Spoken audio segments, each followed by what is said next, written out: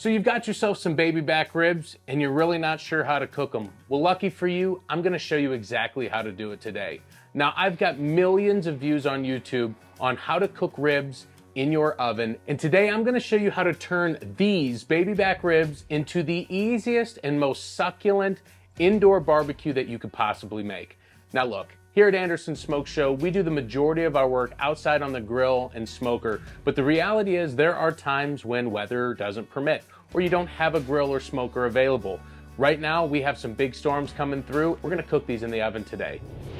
So today with this method, we're gonna turn these baby back ribs into what we call party ribs, and we're gonna be cooking them as individual ribs. Now this is going to speed up the process, and that's why these steps are super crucial. Now let's jump right into the video. To get started, let's get these ribs out of the package. Be sure not to cut up or score up the back of these ribs. We're gonna wanna keep them intact, at least at this point in the process.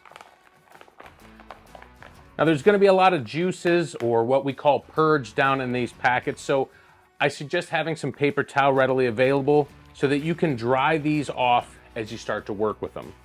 Now the first thing that you're gonna wanna do is get yourself a nice sharp knife. Now with that being said, you wanna cut off these pieces that we call hangers. It's anything that's super thin or anything that's hanging off, because what's gonna happen is it's gonna burn.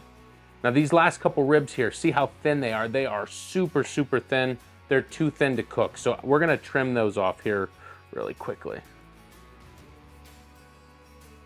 Same applies to this rack. We're gonna trim those last couple off. Now these ribs are gonna be super slimy. Take some paper towel, pat dry them off. Get all of those juices out of here. We're gonna be applying a binder today, so we're gonna be controlling the moisture on the surface with that. No need for any of this excess purge. Now the next step is the membrane. It is a leathery strip across the back of the ribs. Now many of them will have them, and in my honest opinion, you should remove it. The little bit of effort that it takes will make for a better bite in the end. So with that being said, get yourself a butter knife. I'm gonna show you the easiest way to get rid of the membrane. Now, you can see the back side of the bones here. The best way to start removing the membrane is to carefully get your knife behind the membrane and just pry up a little bit. You can see I created a little pocket there. All you have to do is work your way across the bone to the other side. Now, careful not to poke your finger through it, because we want to take this off in one clean swipe whenever possible. Now, just start to apply upward pressure, and you'll see that membrane comes off, no problem. Now that's what you can expect with no membrane. Now we'll do another pat down with the paper towel, and we're just looking to control the moisture there on the surface. Now that we've got the membrane removed, it's time to turn these into party ribs. This is the step that differentiates it from most of the other ribs that you're gonna see. We want to cut these, both racks, into individual ribs. That is the whole concept here. Now, with baby back ribs, the bones run at an angle, and the angle can change throughout the rack of ribs. The easiest way to cut these is to flip them over so that you can see the bones just like this. Get yourself your sharp knife, and right in between the two bones, give a nice clean cut. This is what you're left with, a rib just like this. We're gonna cut up the rest of these two racks here quickly. Beautifully marbled, that's what we're looking for, because fat means flavor. Next step is the binder. Today we're gonna be using yellow mustard as our binder. You don't need a lot. We've dried these ribs off several times, and we're just looking for a little bit to put a little sheen, a little shine, a little moisture onto the surface of these ribs. Now you could toss these in a bowl. I'm doing it all here on the cutting board.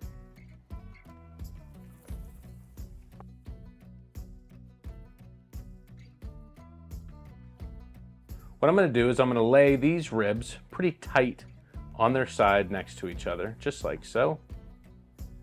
And the next step is to season it. Today we're gonna be using the Hay Grill Hay Rib Rub. This is one of my favorite rib rubs. We're gonna give a nice generous coating of this Hay Grill Hay Rib Rub. And when it comes to seasoning your ribs, use whatever rub you like best. Just be cautious of the amount of salt. This rub is available down in the description. I'll put a link to it in case you're interested in purchasing some of this so that you can replicate this recipe exactly how I've done it. Now I'm gonna take the backside of my hands here. I'm gonna pat this rub in. It's just gonna help for it to adhere to the surface. We're gonna go back in with that rib rub on this fresh side, and we're gonna get a nice, good coating of that. Now another way that you could do it is you could physically pick up each rib, just like so, and season it, all sides, and then place it back down. And I'm gonna do that a little bit just to get the bottoms and the tops because these ribs are gonna wanna keep tipping over. Now while you're seasoning up these ribs, or before you get to seasoning these ribs, if you wanna preheat the oven to 325 degrees, wouldn't be a bad idea so that when these ribs are done, the oven's ready for them. We've got them seasoned up. We're gonna let them sweat. That means we're gonna let them sit here and let that moisture take over that rub. They're gonna look shiny, they're gonna look wet. It's only gonna take about 5 minutes. In the meantime, I'm gonna clean up a little bit and I'm gonna get things ready for the next step, which is putting them in the oven. These ribs are sweating, that means it's time to get them onto a baking sheet and into the oven. Now today, I'm gonna show you my favorite baking sheet. This is a Nordic Ware. I'll put a link down in the description for this. It's a very inexpensive pan, but it comes with a wire rack that is form fit to this pan. The reason why I like to use pans like this is because it keeps the meat up off the bottom, so they're not sitting in their juices or burning in their juices or caramelizing with any sugars or sauces that may drip off. Now you'll see I have it lined with foil, and that is for ease of cleaning. So when we're all done, I can pull the wire rack up, I can pull that foil off, and the pan is spotless underneath. It helps not only for cleanup at the end, but I'm gonna be using this pan several different ways throughout this cook. And by keeping it clean, it allows me to just easily replace the foil and put the ribs back on. So with that being said, we're gonna lay these onto the rack. Now the one thing to note is we have 2 racks of ribs and they should fit perfectly on this pan. We wanna lay them on their side just like we see them here, but make sure that you leave enough of a space in between so that air and moisture and heat can surround the entire rib. If they're touching, they're gonna cook as if they're a whole rack of ribs.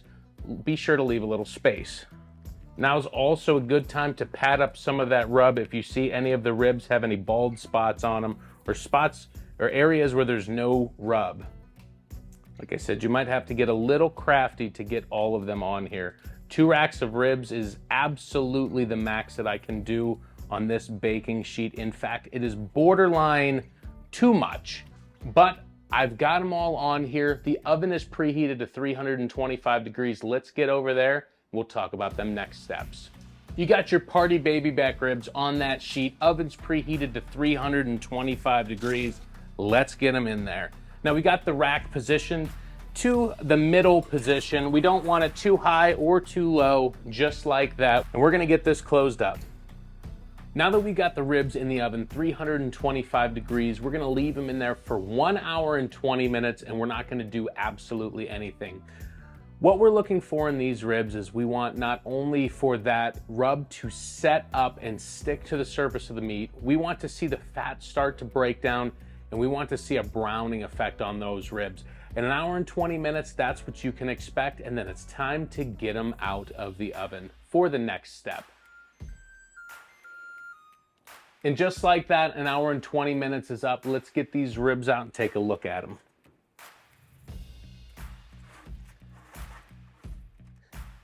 Now, like I said, you want that rub to set up, you want that browning effect to take place, and that's what we're seeing here. We're gonna get these over to the prep table, and I'm gonna show you the next step to not only make these extremely tender, but extremely tasty. Let's do it. So after 1 hour and 20 minutes in the oven, you can see that these ribs have set up perfectly for what we're trying to do. Now is for the next step, is where we make these super tender and super tasty. Get yourself some heavy duty wide Reynolds wrap, and we're gonna put a double layer of foil down on the cutting board here. We're doubling up because we need that added protection. We want the juices and everything that's about to take place in this foil to stay in the foil and not get all over the pan or all over the oven. And then get yourself your favorite barbecue sauce or glaze. Today we're gonna be using the Hey Grill Hey Maple Bourbon Glaze. What I'm going to do is I'm gonna take this, no real measurement, but I'm gonna drizzle this right in the center of that foil, just like so. Then I'm gonna take what would be equivalent to 1 rack of ribs, and I'm gonna start placing them just like this, nice and tight up against each other.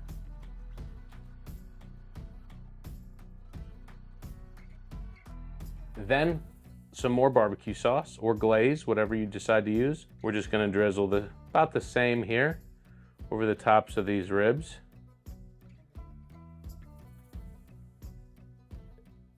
Then we've got a stick of butter.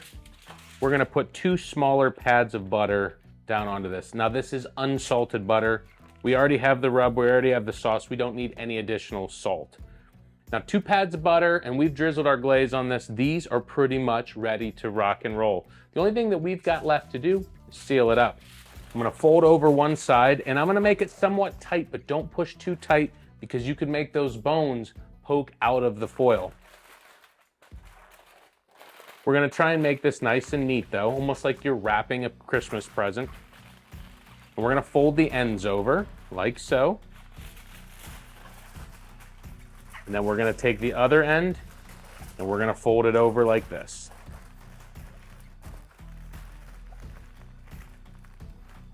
We're gonna set these out of the way. We're gonna do the other rack. Now we've got these ribs all wrapped up in the foil. We're gonna crank the oven up to 350 degrees. And at the same time, I'm gonna be cleaning up this pan, essentially just replacing the foil and taking the rack out. I've replaced the foil liner on our baking sheet. It's time to get these ribs carefully back onto the tray. And it's back into the oven at 350 degrees. Now I'm gonna show you a tip after some time at 350 on how you can tell when your ribs are ready. We'll talk about that in a bit. In the meantime, I'm putting these back in the oven. Now at the 1 hour mark after we're wrapped in foil, carefully peel the foil back. And when I say carefully, there's gonna be a lot of hot steam in here. You wanna expose the ribs here a little bit. I'll try and do this on camera so that you can really see what I'm trying to do here. Get yourself a toothpick. You wanna feel those ribs and you wanna feel like you're just poking into butter or peanut butter. You don't wanna feel a ton of resistance. Now I can feel that these ribs here are tender enough and it is time to take them out. So I'm gonna go ahead and pull these out and I'll meet you over at the table. Now while we're in here, set your temperature to 450 degrees. Let that oven get nice and hot. So now we're at a total of 2 hours and 20 minutes. These ribs are basically done. In fact, you could eat them now if you want them, but if you want that off the grill or off the smoker experience, you need one last and final step. So I'm gonna put my gloves on here. I'm gonna seal those ribs up just a little bit. And I'm gonna carefully grab these ribs and I'm gonna set them over here. They're gonna be hot, so be sure to use your gloves. Then I'm gonna bring my wire rack back into play and I'm gonna get it back onto the baking sheet here. Careful with the juices because the juices are part of this. So now we need to remove these ribs and we wanna put them back onto the wire rack here. And you can see they've shrunk up. They've been soaking in that glaze, that juice, that awesomeness. We're gonna lay them onto the wire rack just like you're seeing here. And we want both racks back on here. And if you wanna swirl them around in the juice, in fact, if you wanna flip them over in that juice so that you kind of get that juice on all sides, that works too. That juice is just that rendered down fat, the butter, the glaze, all that goodness that's going on in these ribs. Then get yourself a spoon or a brush, and then you can just drizzle this on the ribs wherever you see fit. If there's any that seem to be a little dry, if they seem to need a little bit more glaze or sauce, feel free to go ahead and add that at this time. Now I'm gonna suggest don't let this stuff go to waste because that last and final step, we're gonna be caramelizing these ribs. That's why we kick that temperature up on the oven to 450 degrees, because that last and final step is to get this sauce nice and sticky. And just like that, these ribs are ready to go back into the oven, 450 degrees for 5 minutes. We'll get that taken care of.